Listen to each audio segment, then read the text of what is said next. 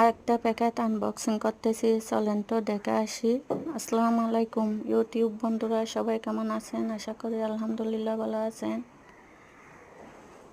ভিডিওটি অনেক লং হয়ে যাচ্ছিল, তাই সবগুলো একসাথে আনবক্সিং করিনি।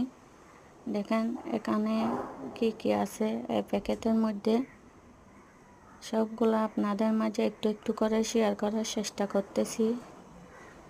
এখানে দুইটা মনে হচ্ছে বিষ বাম আর তিনটা কাঁচের বোতল আবহাওয়া মনে হচ্ছে দেখে।